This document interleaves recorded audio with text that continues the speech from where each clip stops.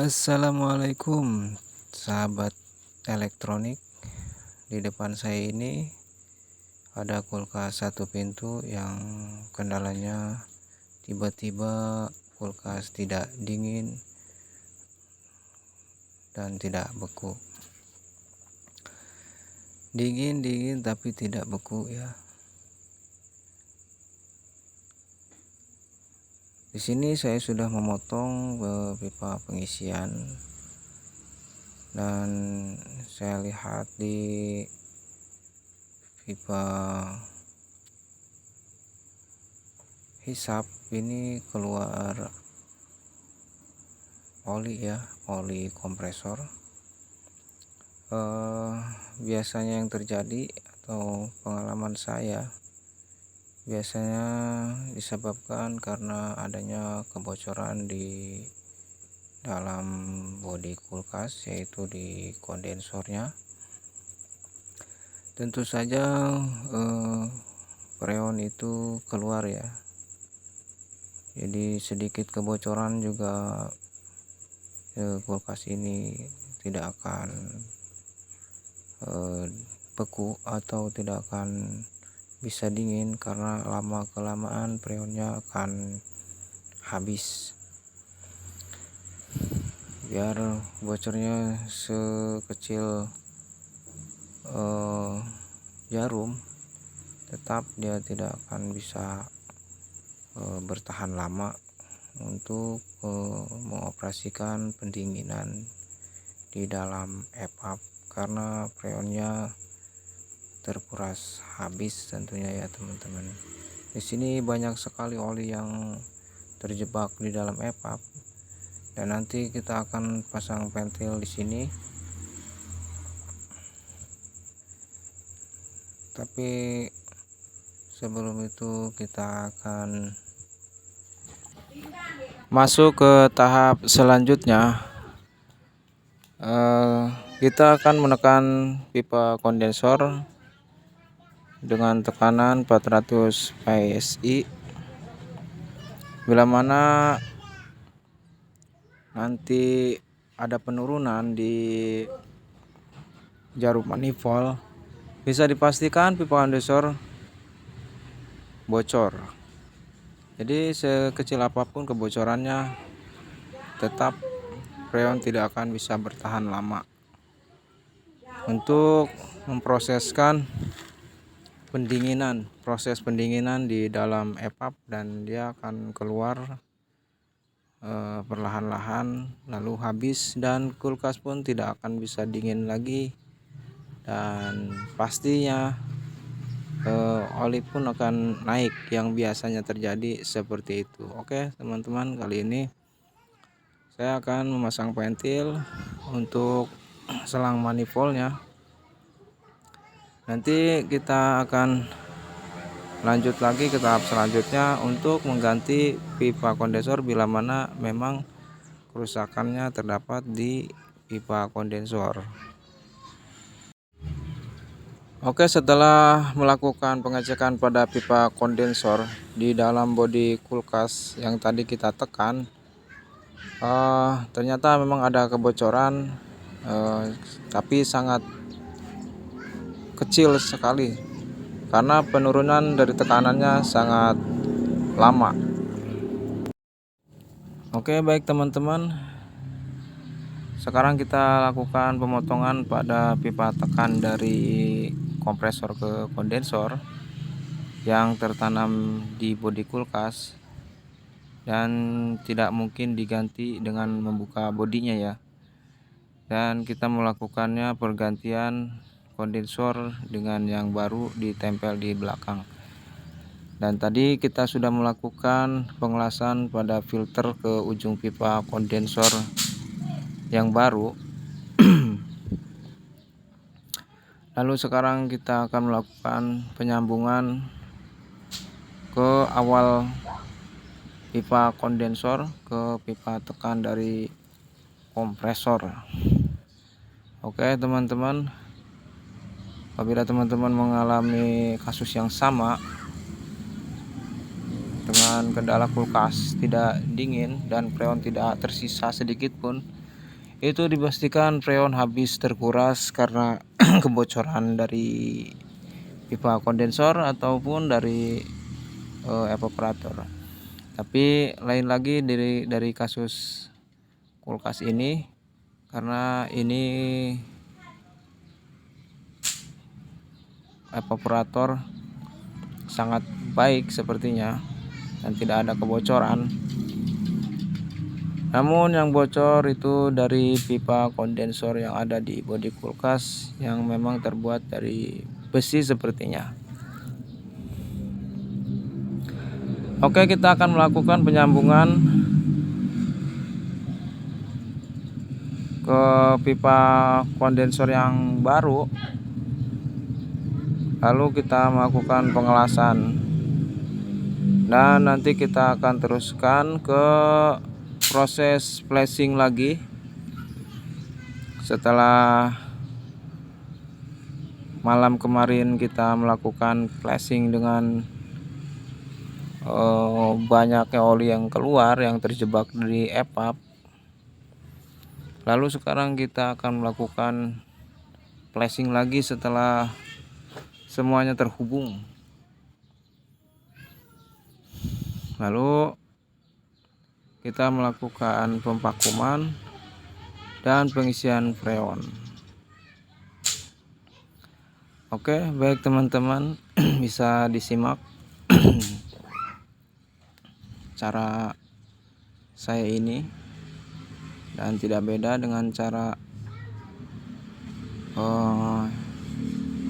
konten-konten yang lainnya. Di sini saya tambahkan pipa yang lebih besar. Kita akan menambahkan pipa yang lebih besar dari pipa kondensor dan pipa tekan kompresor, karena pipa kondensor dan pipa dari kompresor itu sama-sama ukurannya sama, jadi kita sulit untuk menyambungnya, dan kita lakukan cara seperti ini aja yang biasa saya lakukan. Seperti ini juga aman dan sudah sering saya lakukan dan hasilnya baik. Oke teman-teman, kita akan lakukan pengelasan.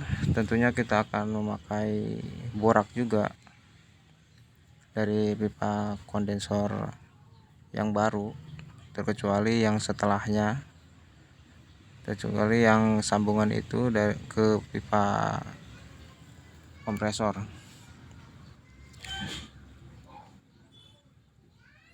Di sini kita harus benar-benar teliti ya. Kita harus benar-benar sangat rapi dan cepat dalam pengelasan pipa. Dengan menggunakan kawas yang kita gunakan itu bisa saja terjadi penyumbatan pada lubang-lubang di dalam itu, di dalam pipa kondensor maupun pipa tekan dari kompresor.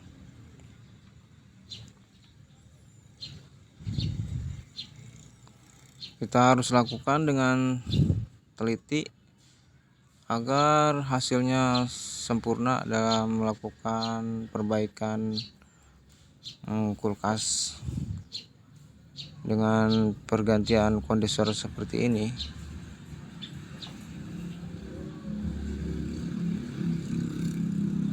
Dan hal ini tidak akan gagal ya teman-teman, insya Allah tidak akan gagal. Kita harus lakukan dengan rapi. Setelah itu kita akan melakukan pemvakuman atau flashing dulu. Setelah kemarin flashing, kita akan flashing lagi agar perjalanan freon atau sirkulasi di dalam kulkas itu bisa berjalan dengan baik ya tentunya. Setelah melakukan penyambungan dari pipa kompresor ke kondensor yang baru dan kita nyalakan, ternyata di sini di pipa hisap banyak keluar oli ya. Lanjut kita melakukan vakum body.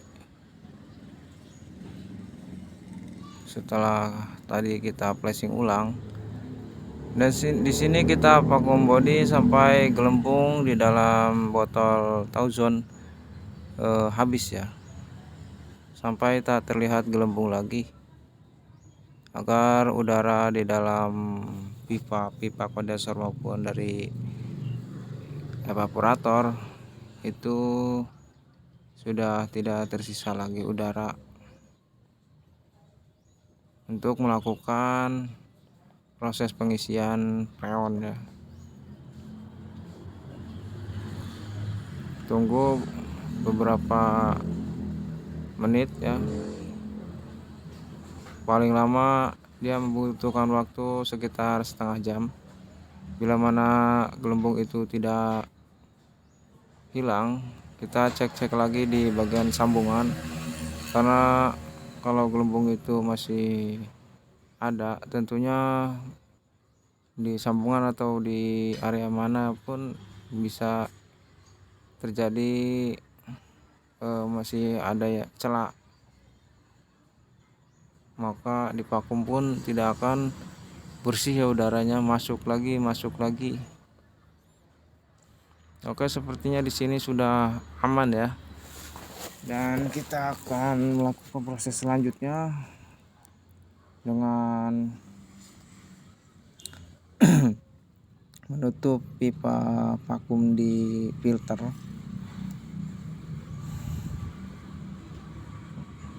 Dan seterusnya kita lakukan pengisian freon ya.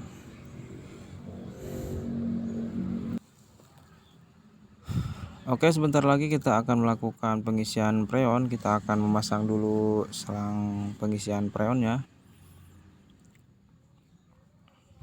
dan menghubungkannya ke freon R134 yang kita beli bareng tadi bersama kondensornya, dan kita buka untuk kerannya.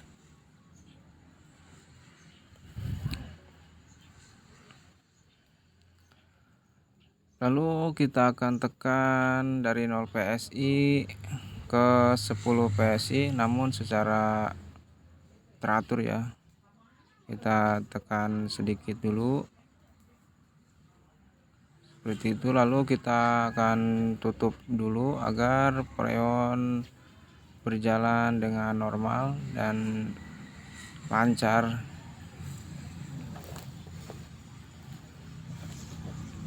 Lalu kita masukkan lagi dan tutup lagi sampai 10 PSI ya teman-teman. Oke, kita raba di filternya dan di kondensernya sudah terasa hangat.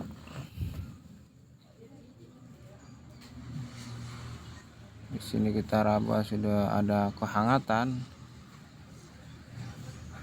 Itu tandanya freon sudah berjalan ya menuju evaporator.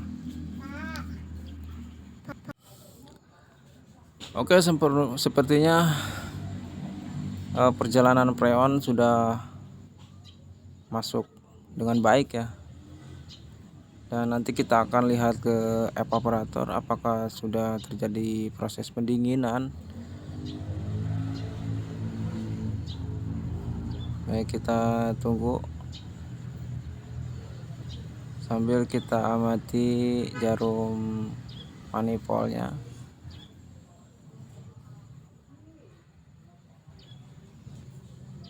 Karena pengisian freon itu harus teratur ya.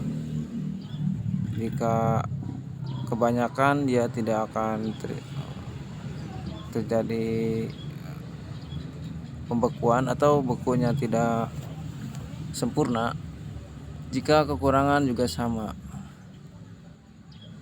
Mohon biar yang sedang-sedang saja. Intinya pas ukurannya di antara 10 PSI atau 15 PSI. Sepertinya di sini sudah terjadi pembukuan di atas EPUB itu. Sudah dingin, saya rasakan.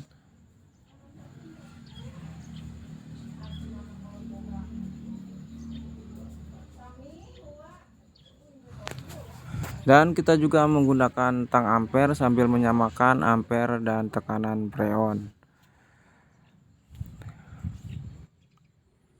Kita akan tekan lagi sampai 10 PSI. Untuk perbaikan kulkas seperti ini, teman-teman jangan tergesa-gesa, jangan terburu-buru, karena kulkas itu tidak seperti barang elektronik yang lainnya. Kita harus teliti dalam penyambungan, dalam mengamati gerak-gerik dari manifold dan tang ampere agar sama tekanan dan ampernya. Karena kalau kelebihan kompresor juga bisa ngejam, ya bahasa lainnya overload, bisa protek ya, karena terlalu banyaknya freon di dalam kulkas tersebut. Oke, nampaknya kita sudah berhasil ya melakukan perbaikan kulkas 1 pintu ini, dan tunggu video selanjutnya dari saya ya teman-teman.